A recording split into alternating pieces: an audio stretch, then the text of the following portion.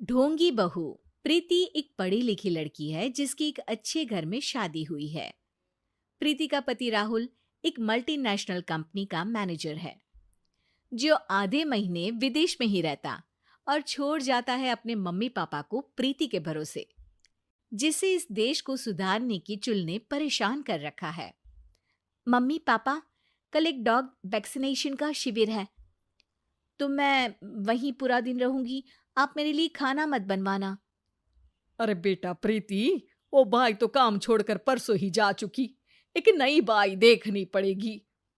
माँ, आप तो जानती ही हो ना कि मैं कितना बिजी रहती हूँ। अगर कल मैं नहीं गई तो कुत्ते एडॉप्ट ही नहीं हो पाएंगे। देखिए, हम इंसान तो बोलकर अपनी तकलीफों को बता सकते हैं, लेकिन वो बेचारे, उन्हें हमारी ज्यादा जरूरत है मम्मी। अरे बोल के भी हम क्या हासिल कर पा रहे हैं। अब ठीक है बेटा, तू जा, मैं खाना बना लूंगी। ऐसा पहली बार नहीं हो रहा था। देश भर में जितने एनजीओज हैं, चाहे वो स्टूडेंट्स के अधिकार के लिए हो या गरीबों में खाना बांटने का काम हो, प्रीति सबसे जुड़ी हुई थी। रोज कहीं बाहर ही रहती थी, एक शिविर में नहीं तो दूसरे में, और छोड़ जाती थी अपने सास ससुर को उनके खुद के भरोसे। और जब कोई उसे कहे, अरे प्रीति, कभी तेरी सास का हाथ भी बटा दिया कर, तो उसका एक ही जवाब रहता था, देखो, हम लोगों को तो सब कुछ घर बैठे मिल जाता है। अगर आज मैं इस शिविर में नहीं गई तो पता नहीं कितने लोग सड़क पर आ जाएंगे। प्रीति को समझाना संभव ही नहीं था और ये बात उसके सास ससुर भी मान चुके थे। इसलिए सुबह सुबह सास ही किचन में खाना बनाने जाती है और देखती है कि घर में सब्जियां खत्म है। अरे प्रीति बेटा, सुन तो जरा। क्या हुआ मम्मी? मुझे बहुत लेट हो रहा है और आप तो जानते हो ना कि अगर मैं इस शिविर में नहीं गई तो। हाँ हाँ, कुत्ते अडॉप्ट ही नहीं हो पाएंगे, सब जानती हूँ। अरे पर घर में सब्जियां खत्म हो गई है। अरे जब तू वापस लौटे ना तब लेकर आना, ठीक है बेटा। ठीक है मम्मी, अ, चलिए मैं चलती हूँ।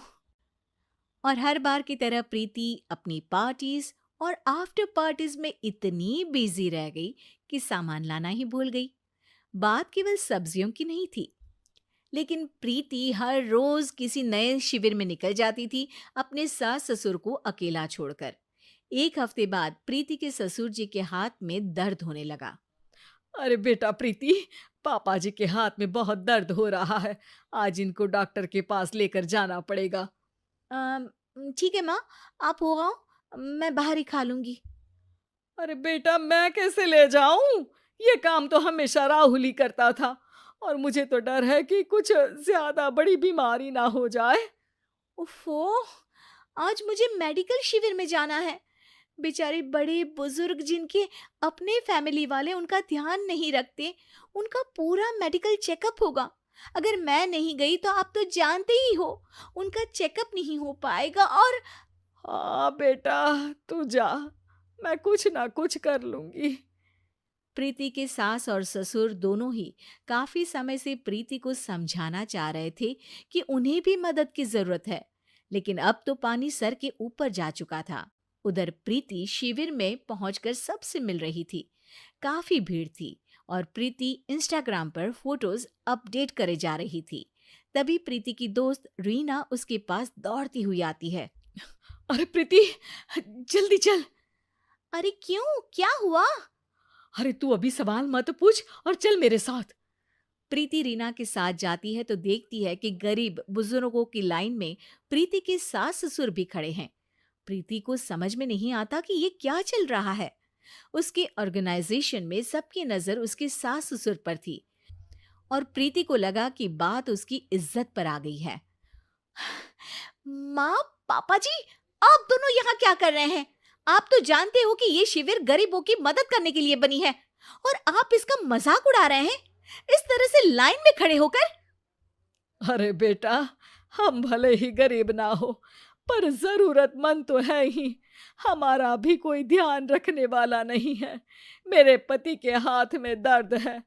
मैंने सुना कि ज़रूरतमंद बुजुर्गों का यहाँ फ्री में इलाज हो रहा है, इसीलिए चले आए। अ, नहीं, मतलब मैं तो प्रीति को समझ में आ गया था कि समाज को संभालने से पहले उसे अपना घर संभालना चाहिए और वो सर झुकाकर अपने सास ससुर से माफी मांगती है।